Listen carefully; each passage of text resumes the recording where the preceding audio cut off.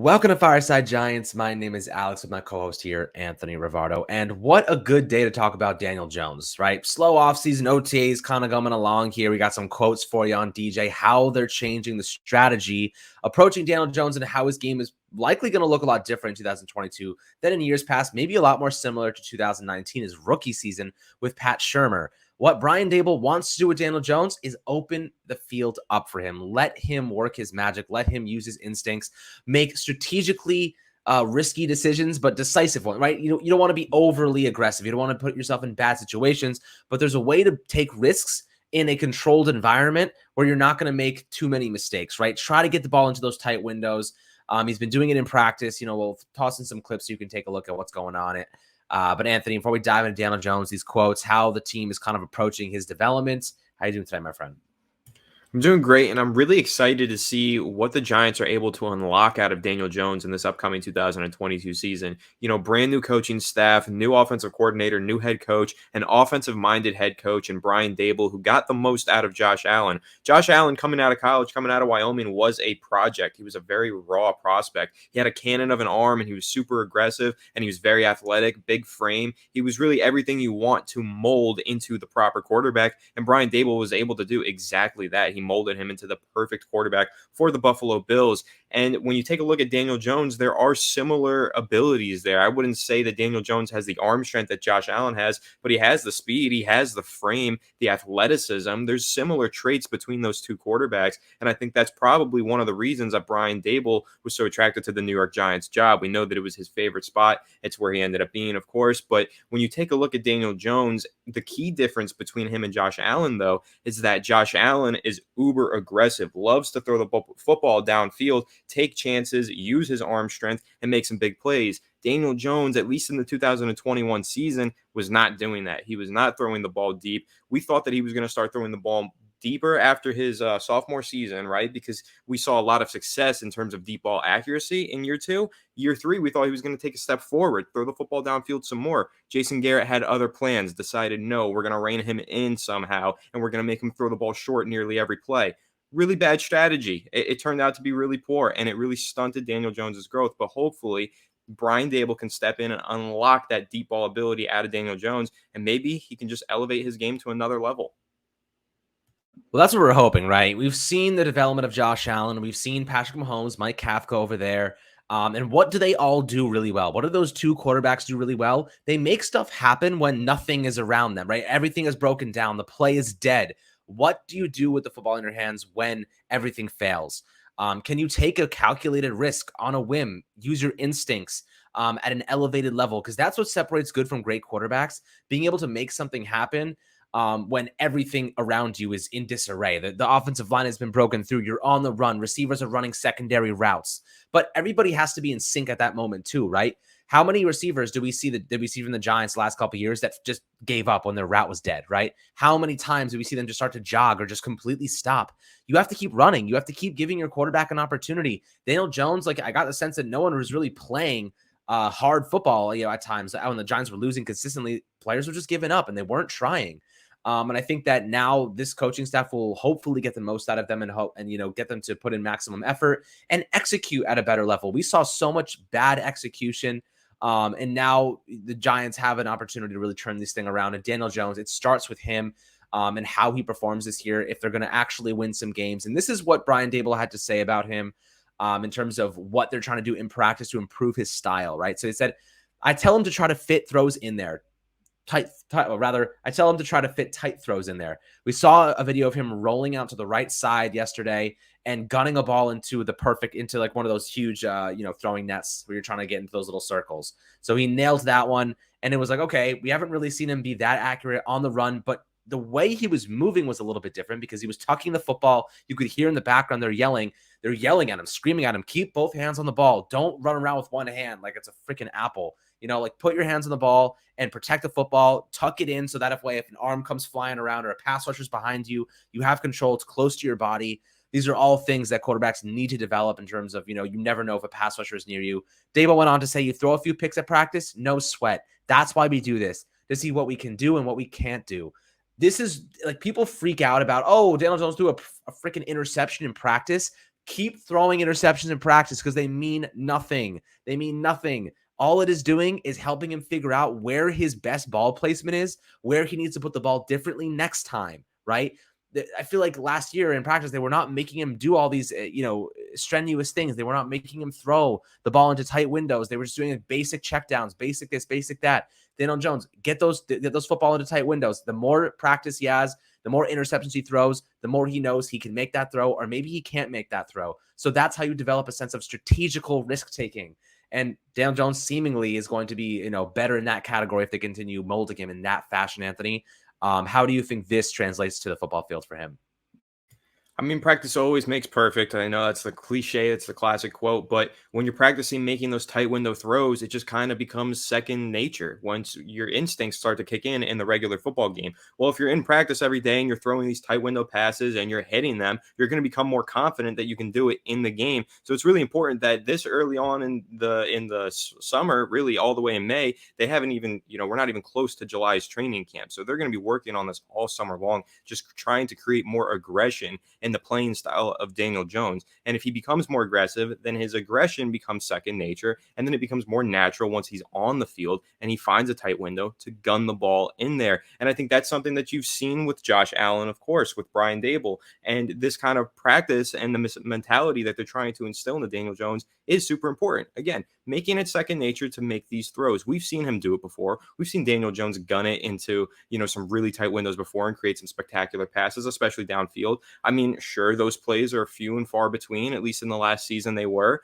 But you think back to his rookie season, I mean, even that first game versus Tampa, that red zone touchdown on the right side to Sterling Shepard, he gunned that into a tight window. It was a perfect ball. It was perfectly timed, and Sterling Shepard came down with a touchdown. And then you also think of the play where he started rolling left and then threw down the right side of the field to Darius Slayton, like a 55-yard gain.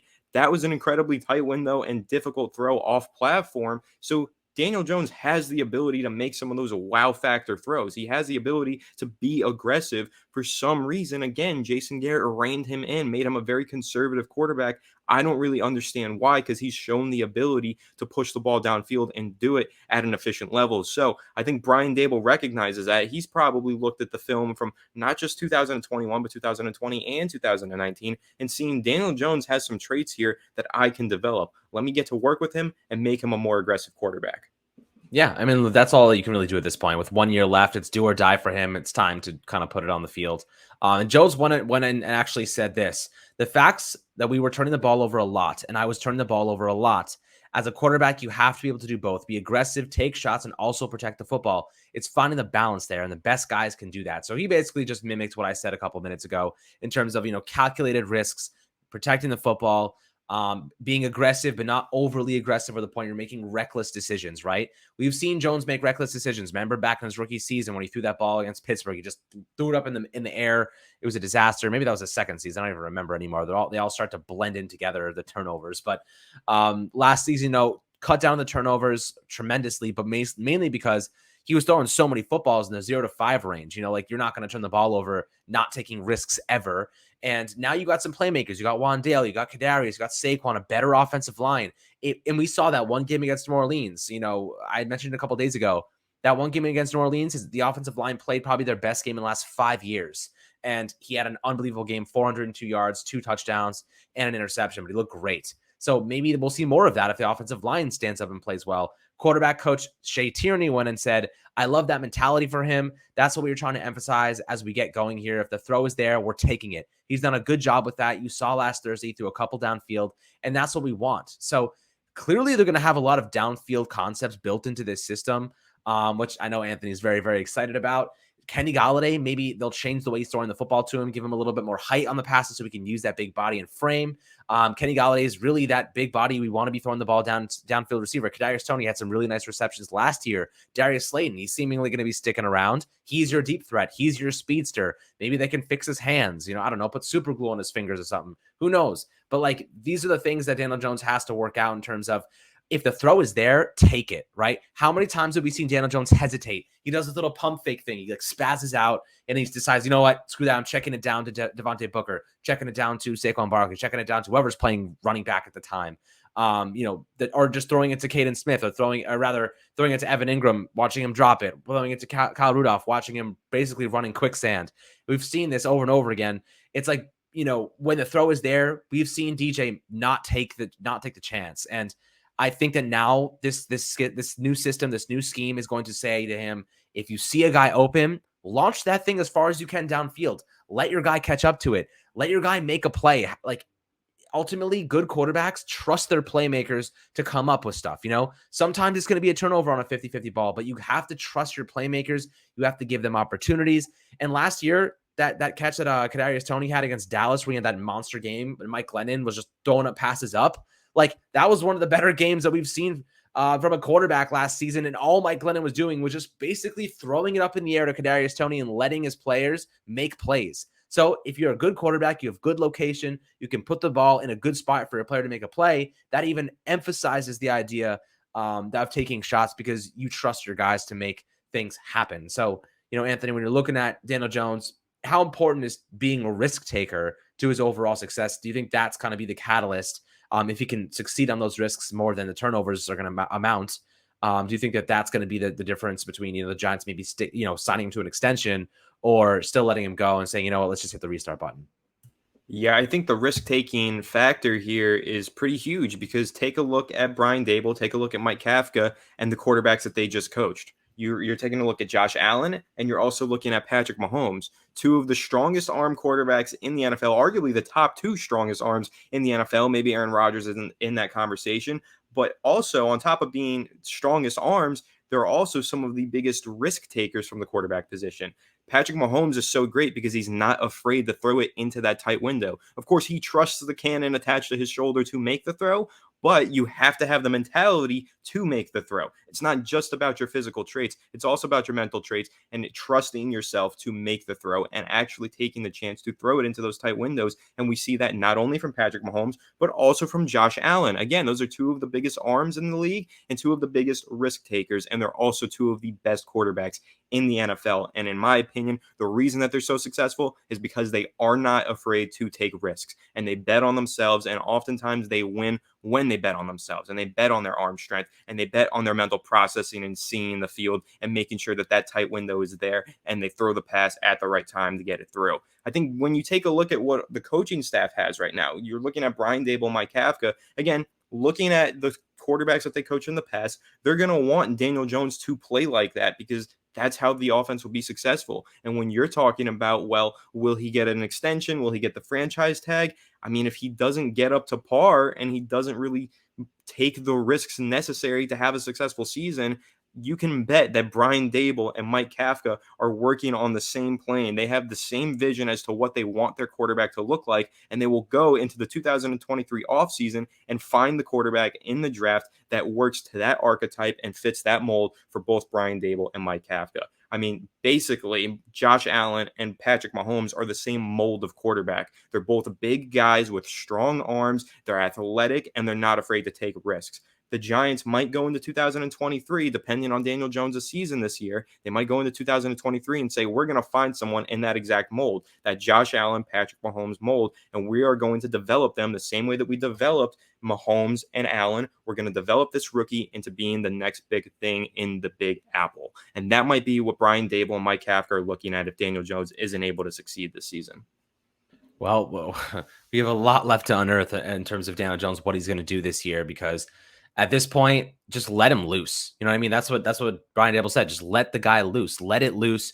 Now is your time to show us what you're. Look, if he turns the ball over 25 times next year, but he also shows monstrous development in ball placement, taking a step forward, running the ball effectively, staying healthy, making good reads and progressions. He just messed up a couple times or whatever. Maybe there were some of the interceptions are tipped passes. If you see the necessary growth and the next step is just to reduce the turnovers and you know how to fix it, that's something that you can bet on. You know what I mean? If you see the talent on the field, you see the big plays happening, you see the instincts on the field, you can work with that. But the problem is he's been very robotic, been very constricted by the coaching staff, Jason Garrett specifically, and that's really held him back, and his growth has stunted because of that.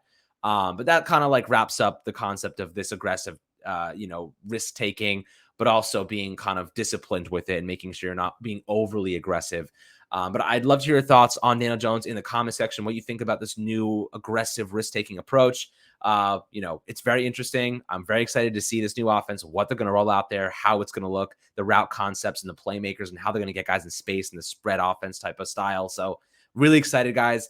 As always, make sure to like and subscribe on the YouTube comments, on the YouTube channel. Comment below. Always happy to hear and communicate with everybody down there. Great time as always. Have an awesome rest of your day. And we'll catch you guys on the next Fireside Giants episode.